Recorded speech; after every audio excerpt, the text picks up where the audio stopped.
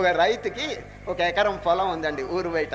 దాంట్లో చెరుకు పైరు వేశాడండి. చెరుకు పైరు అది ఎంత లావు, ఎరువులన్నీ వేశాడండి, సల్ఫేట్లు బాగా వేసేప్పుడు ఇంత లావు ఊరిందండి. బాగా లావు ఊరింది. ఇంకా 15 రోజుల్లో కోతకు వస్తారండి. దేన్ని చాలా లాభం వచ్చేట్టుగా ఉందండి. ఆ సమయంలో ఇంకా 15 రోజులు బాగా నీళ్లు కడుతున్నాడు, దాన్ని పోషిస్తున్నాడండి.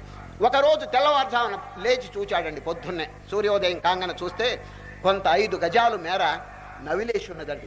బాగా తొక్కి తొక్కి ఆ చెరుకంతా కూడా నవిలేసినటువంటి దృశ్యం చూచాడండి. రైతుకి ఎంత బాధ కలుగుతుందండి అటువంటి దృశ్యం చూస్తే. చెమట కార్చి వాటన్నిటి పోషించినటువంటి రైతుకి ఇటువంటి దృశ్యం చూడగానే పరమ దుఃఖం కలిగింది. ఎవరు చేశారు ఈ పని? ఆ మరుసటి రోజు ఇంకా కొంచెం అట్లాగే నలిగి నాశనం అయిపోయిందండి. ఇక 3వ రోజు ఏం చేశాడు తెలుసండి? దీపం పెట్టుకున్నాడండి. దీపం పెట్టుకుని రాత్రంతా మేలుకుని కూర్చున్నాడు. ఇక్కడ ఎవరు వచ్చారు, ఏ జంతువు అని వచ్చిందా, ఏం జరిగింది అని చెప్పి లైట్ పెట్టుకుని కూర్చుంటే అర్ధరాత్రి వేళండి ఆకాశంలో నుంచి ఒక తెల్లటి ఏనుగు కిందకి దిగిందండి. అర్ధరాత్రి వేళ ఏనుగు. ఆ ఏనుగు బాగా ఈ చెరుకంతా నవిలి నవిలి తిని తిని బాగా తొక్కి తొక్కి తెల్లవారే ముందుగా మళ్ళీ ఎగిరిపోయిందండి. వరి వరి ఇది కారణం అని చెప్పి అనుకుని ఈ ఏనుగు ఎక్కడి నుంచి వస్తున్నది, ఎక్కడికి పోతున్నదో నాకు కనిపెట్టాలి అని చెప్పి మరుసటి రోజు ఏం చేశాడు తెలుసండి? అర్ధరాత్రి వేళ దిగింది కదండి, బాగా మేసిన తర్వాత మళ్ళీ పొద్దున్నే పోయింది కదా పైకి, దాన్ని తోక పట్టుకున్నాడండి. తోక పట్టుకుంటే ఓ రివ్ అని తీసుకుపోయి స్వర్గంలో పారేసిందండి. స్వర్గంలో పారేసి వీడు దేనికైనా మంచిదని ఓ సంచి తీసుకుపోయినాడండి వాడు వెళ్ళేటప్పుడు. అక్కడండి బంగారపు ముద్దలు, ఇంతంత ముద్దలు పడేసి ఉన్నాయండి స్వర్గంలో. బంగారు ముద్దలు అంటే ఎంత ఆనందపడ్డాడా, వండర్ఫుల్ అని సంచి నిండా బంగారపు ముద్దలు వేసుకుని మళ్ళా అర్ధరాత్రి వేళ మరుసటి రోజు దిగుతుంది కదండి, దాన్ని తోక పట్టుకున్నాడండి. తోక పడితే మళ్ళీ కిందకి దిగింది. చక్కగా తన ఇంట్లో ప్రవేశించి బంగారం అంతా దాచుకున్నాడు. కానీ పక్కింటి వాడు కనిపెట్టేశాడు. ఇంత బంగారం ఎక్కడి నుంచి వచ్చింది వీడికి? బీదవాడు, ఏదో మధ్యరకం ఒక ఎకరం కదా పొలం, ఇంత బంగారం ఎక్కడ సంపాదించినాడు అని చెప్పి పక్కవాడు జాగ్రత్త, పోలీసులు చెప్పేస్తాను, అసలు విషయం ఏమిటో చెప్పన్నాడు వాడు.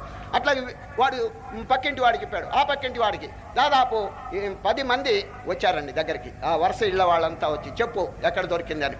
ఇక చెప్పక తప్పదు, ఎందుకంటే వీడు అసలు బయట చెప్తే అసలుకే మోసం వస్తుందని ఈ 10 మందిని కూర్చోబెట్టి, నాయన అర్ధరాత్రి వేళ ఒక ఏనుగు వచ్చింది, దాన్ని తోక పట్టుకున్నాను, అది తీసుకెళ్ళి స్వర్గంలో బారేసింది, స్వర్గంలో కావాల్సిన బంగారం ఉంది, నేను తెచ్చుకున్నానని. సరే అని నువ్వు ఒక్కడే తింటే ఎట్లా, మేము కూడా తినాలా లేదా స్వర్గంలో బంగారం? మేము కూడా సంచులు తీసుకుని బయలుదేరుతాం.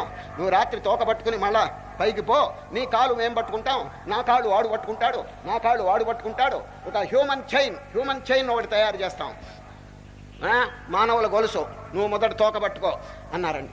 అట్లాగే పొద్దున్న రాత్రంతా అది మేసేసింది. పొద్దున్న వెళ్ళేటప్పుడు మొదటి వాడు తోక పట్టుకున్నాడు, వాడి కాళ్ళు ఇంకోటి పట్టుకున్నాడు. ఈ విధంగానండి 20 మంది వేలాడాడండి. పోతున్నది ఏనుగు తీసుకుపోయి ఇంకా స్వర్గం అండి 10 గజాలు ఉందండి. అప్పుడు తోక పట్టుకుని ఆయన కింద వాడు అడిగాడు, ఏమయ్యా స్వర్గంలో ఎంత బంగారం ఉందని. వాడు ఇంత అని చెప్పి తోక వదిలేశాడండి వాడు.